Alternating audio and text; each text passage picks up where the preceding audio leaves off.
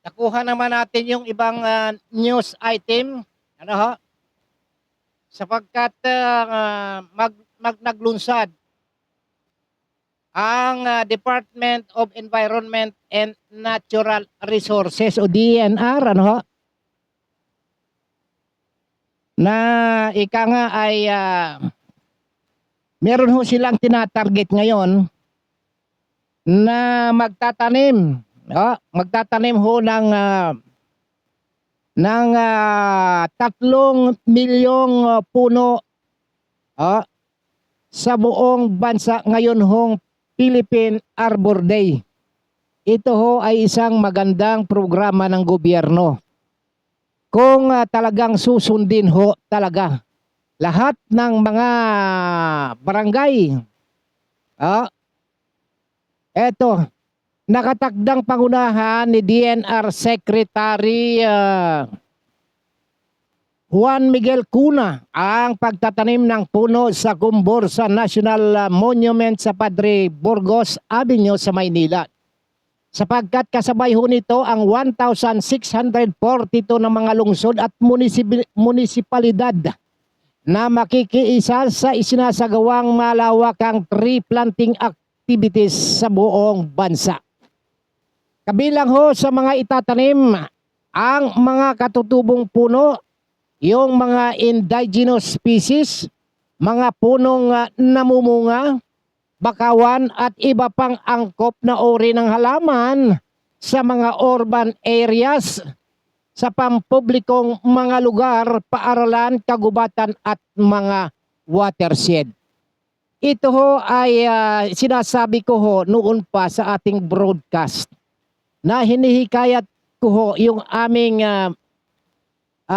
punong barangay dyan ho sa Sibuyan, partikular dyan sa Kahijukan, Sibuyan, Romblon, yung aming mayor na si Mayor Attorney Marvin Greg Ramos. Suggest ko sa kanya na gumawa, pati kasama ho yung mga sanggunian pang bayan, gumawa kayo ng resolusyon o kaya ordinansa na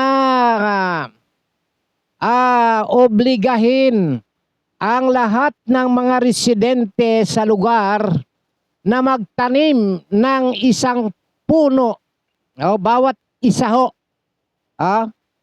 Bawat isa, sapagkat ang pagkakabanggit ho dito, yung layuning ito ng paggunita ho ng Philippine Arbor Day ay hikayatin ang bawat, pag sinabing bawat Pilipino, isa-isa ho yun. Hindi ho yung isang puno, 5 kayo may-ari o kaya ay 2 kayo may-ari ng isang punong itinanim, kundi bawat isa.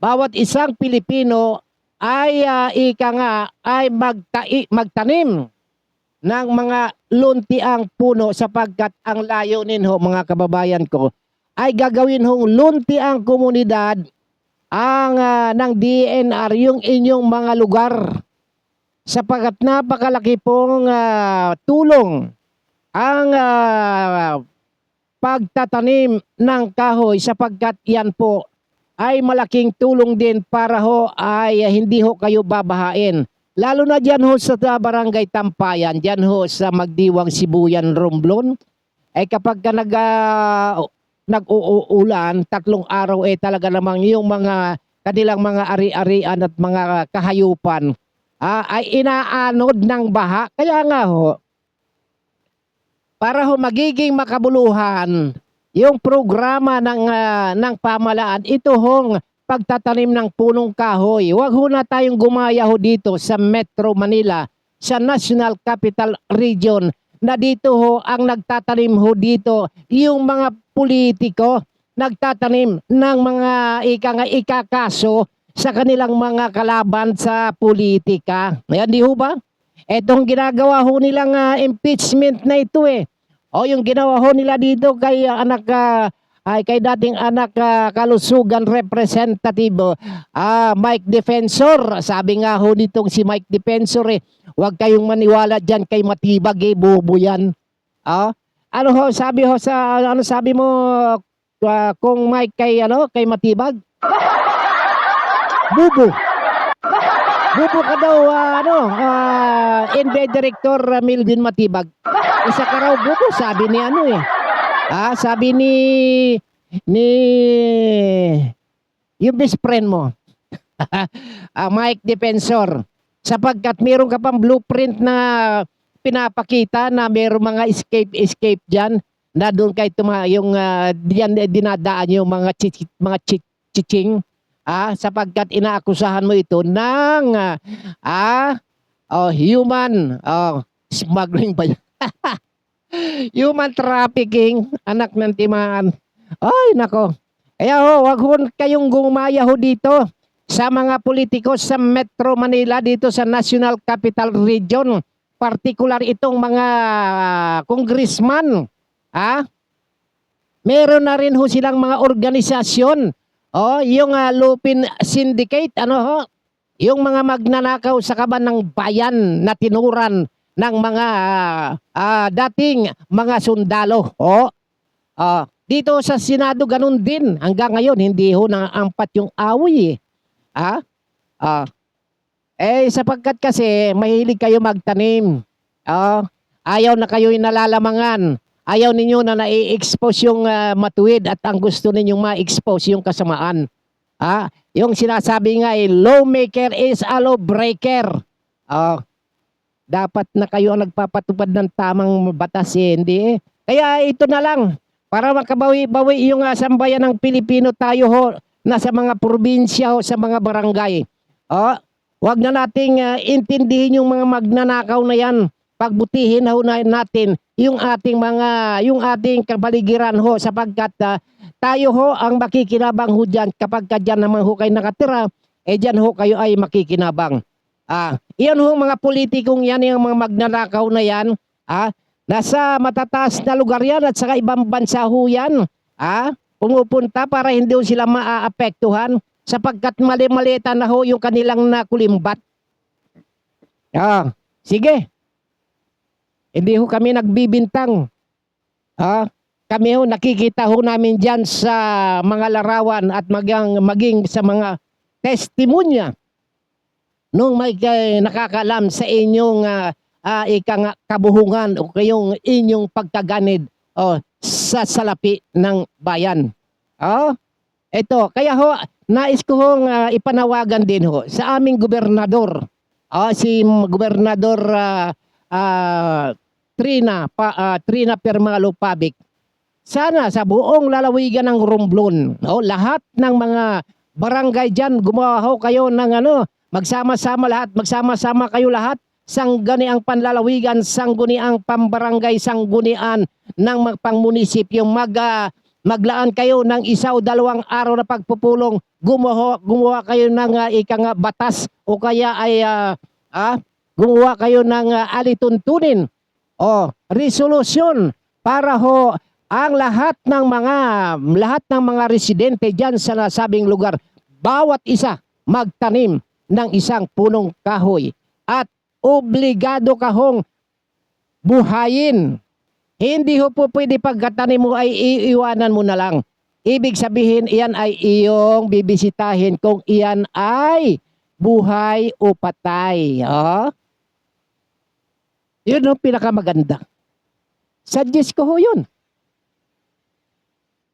Kung dito nga ho sa Metro Manila dito ho sa Maynila, dito sa Padre Burgos Monument, yung Gomborsa National Monument sa Padre Burgos Avenue sa Maynila. Magtatanim ho ng puno itong si DNR Secretary Juan Miguel Cuna sapagkat meron hong space ho dyan para pagtaniman ng puno. Kaya lahat ho na dapat na pagtataniman na hindi naman sagabal sa trapiko, hindi ho nakakapinsala sa mga kable ng kuryente o kaya sa transportasyon o kaya naman sa mga kabahayan. Basta iyan ho ay safe para sa pagtatanim. Gawin na ho natin. Dito kahapon nung umulan ho sandali lang ho bumaha ho dito sa may Kamuning at maging dito sa may Kamyas papuntang Campo Karingal. Diyan ho sa Buni Avenue. Diyan ho sa tabi ng ng Campo Crame. Ilang oras lang 'yun pag ulan, baha. Kaya ho, ito ho ina-advise ho talaga kung dapat lang talaga inuobliga. Oh, hindi ho hindi ho natin hindi ho tayo nagdidikta. Tayo ho ay nagsa-suggest, ah, sapagkat iyan ho ang nararapat. Okay? Ah, Hindi ho ba? Kaya kung pakikinggan ng aming gobernador at maging ng mga kabarangay sa buong bansa yung aking mungkahi, ay maraming salamat sa inyo. Sapagkat iyang layuning iyan ay isa sa pinakamagandang proyekto na akin hong ika nga ay ibinumungkahi, sapagkat iyan ho ay malaking tulong para ho sa malawakang pagbaha sa alinmang dako dito sa bansang Pilipinas. Sige. Eto na. Yun ho mga mayayabang ho. Huwag na ho kayo mag-aas-taas tang mayayabang na akala mo napakatatalino ho ninyo. Na ang lahat ng iminumungkahi ng inyong mga kababayan para ho doon sa ikabubuti ng inyong komunidad, inyo agad kay sinasagkaan. Nagsasuggest pa lang yun, pero inaatake na kagad. Sasabihin naman, saan ka kukuha ng saan ka kukuha ng pananim? Ganun na yung mga tirada nun eh. Saan ka kukuha ng mga materialis dyan, pambungkal, pang Common sense.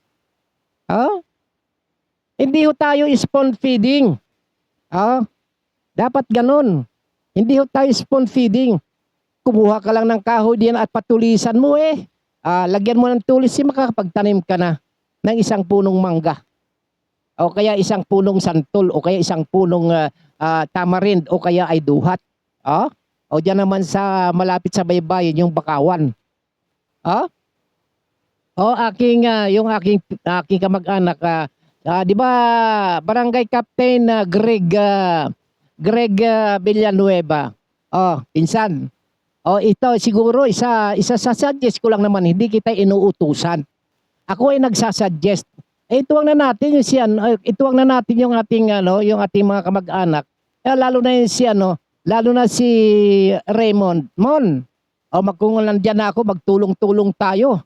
Sana kayo ho na lagi kong binabanggit sa programang ito, na kayo ay binabati ko sa programang ito, dapat gumawa naman ho kayo ng isang magandang hakbang.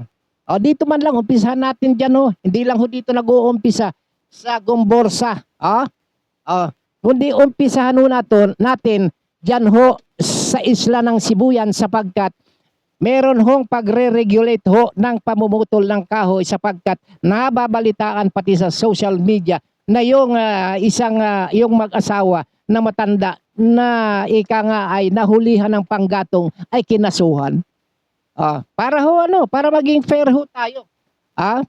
Kung ikaw ay puputol lang isa, balitan mo yan ng dalawa. Yan dapat para hindi ho nakakalbo. Sapagkat dyan ho, yung tinatawag, yung tinaguri ang The Galapagos of Asia ay dapat manatili, sapagkat dyan national heritage na ho. Dapat kumilos ho tayo lahat. Yung iba dyan na ang tatapang laang kapag nalalasing ng ang mga lasing na huwag ninyong pairalin yun. Dapat maging makano na tayo ngayon, sapagkat itong mundong ito palala na ng palala talaga nagbabaha na dyan. Kaya kayo ho, kami ho ay nagpapaalala. Katulong ho ninyo kami. Hindi ho kami nambubuska rito. Hindi ho namin kayo ipinapapahiya. Ang amin dito ay pagpapaalala, sapagkat kami ho ay daluyan ng mga impormasyon na dapat ay makarating sa inyo. Makinig naman kayo, sapagkat hindi ho namin layunin na kayo ay sakta namin ang inyong mga damdamin dahil sa inyong pinagagawa. Magsasuggest ho kami sa inyo. Katulad yung nagmumura ho diyan sa Senado suggest ho namin, huwag kayo magmura. Para bang kayo ini-small na ninyo yung kapwa ninyo mambabatas, na akala mo kayo ang ubod ng tatalino at kayo ubod ng tatapang. Huwag ganun. Dapat meron kayong respeto.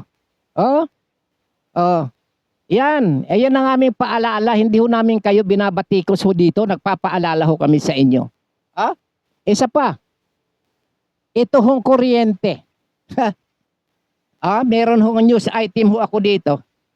Yung pagtitipid ho ng kuryente, yung pagtitipid ng kuryente mga kababayan ko, ito ho ay meron hong 15 lokal na pamalaan na ang pumirma di umano sa isang kasunduan sa Department of Energy para gumamit ng renewable at solar energy sa bansa. Isa pa yan. Isa ho sa problema din ho namin diyan sa Sibuyan Island. Yung kuryente. Halos 24-hour na brownout. Paano unlad ang isang bayan kung ngayon wala namang kuryente, lahat ng mga produkto na ginagamitan ng kuryente ay hindi ho, mabubulok lang. Yan. Isa pa. Kaya ho, yung iba ho diyan ay meron na hong solar. Kaya lang ho, yung solar ho, hindi ho sapat ho iyan para ho mapreserba ho ninyo yung inyong mga storage sapagkat mabababang buwatis lamang po iyan. Yung mga naka-install sa mga bahay-bahay na mga solar lights. Pero binanggit ko na rin ho yan sa mga nakaraan natin mga pagbo-broadcast. Tayo ho nagsasuggest na lahat ho dyan sa panlalawigan, magmula sa mayor, mula sa congressman, mula sa mga SB, dyan ho sa mga barangay sanggunian, lahat ng sanggunian magkaroon kayo pagpupulong, gumawa kayo ng resolusyon, padala nyo sa Malacanang. Kung paano ma-resolve yung dekada na ho yung problema dyan sa kuryente. Hanggang ngayon, inutil pa rin ho. Inutil pa rin ho. Yung mga opisyal ng isla, hindi ko nilalahat na kayo. Kaya ho natin nasasabing inutil. Wala ho. Inaamin ho, wala ho tayong magagawa. Huwag ganun. Ang isipin ho ninyo, huwag ho ninyong problemahin yung problema. Ang dapat ninyong pinoproblema kung paano susolusyonan yung problema. Hindi ho ba? Dapat yun ang tama. Pagkatapos sasabihin nyo, atras na kayo. Wala kayong magagawa. Anong klaseng lingkod bayan kayo? Kaya nga kayo nilagay dyan para kayo ay bumalangkas ng mga alituntunin para masolusyonan yung mga pangangailangan ng mga residente o kaya ng inyong mga nasasakupan. Pagkatapos ganun ang maririnig ho namin, surrender ho kayo. Wala ho tayong magagawa. Hindi, may magagawa kayo. Hindi ako naniniwala dyan. Ang sinasabi lang ang ibig lamang sabihin, huwag kayo maging inutil. Bakit hindi niyo subukan? Malay mo, pag pinagbigyan ka ng Malacanang, pinagbigyan ka ng presidente, sapagkat pagka ni-reject yun ng presidente, kami naman ang bahala na paalalahanan naman yung punong ehekutibo para kumilos. Ano ho bang dahilan bakit hindi masolusyonan yung ganyang problema diyan sa nasabing lugar? Una, tubig at kuryente. Wag ho kayong tatanga-tanga. Masakit man hong sabihin na kayo ay tatanga-tanga kung hindi ho kayo kikilos. Kaya ho kami nagpapaalala. Yung kung nakapagsasabi kami ng ganon, TNGA, hindi ibig sabihin kayo ho lahat itanga. Hindi ho. Nasa isip lang ho namin, wala ho kaming pinatutungkulan ni isa man sa inyo. Sapagkat yung ganon ho kasing mentalidad, katangahan ho yun kapag wala ho tayong magagawa.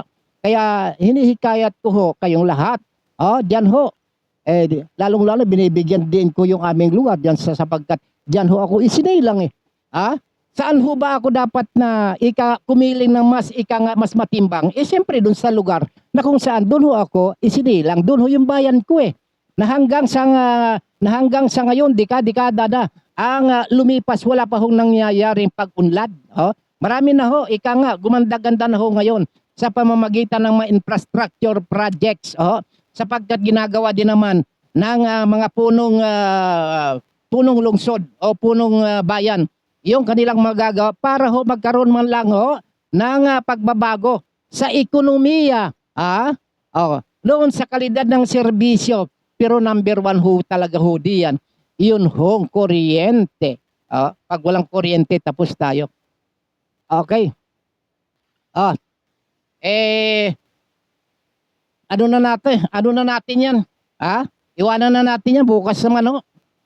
Bukas ay tatalakayin natin yung ay pangako ko sa inyo yung burial na nag-viral ho yung yung isang larawan na nagpapakita na dito sa headline na ang pamagat ay PBBM ay huwag nang ituloy ang impeachment laban kay Vice President Sara Duterte sapagkat ang Vice President ho ay hindi importante. Yan ho ang bibigyan ho natin ng paliwanag bukas. Samantala tayo ho ay magpapaalam na. Hindi na muna tayo babati sapagkat medyo na parami na tayo ng pagtalakay. Bukas ho, iigsian ho natin ng ating pagtalakay. Hindi ba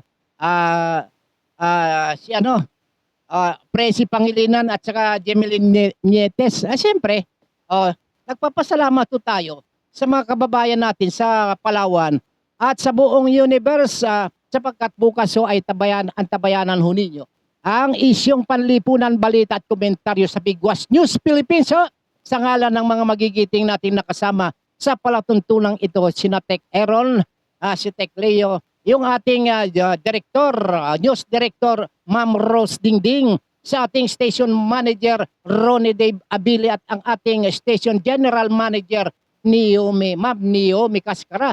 At siyempre, yung ating program director pala si Jeff Balahonda. Siyempre ang inyong nakasama sa loob ng isang oras na pagtatanghal, walang iba kundi Don Robert Ramiro.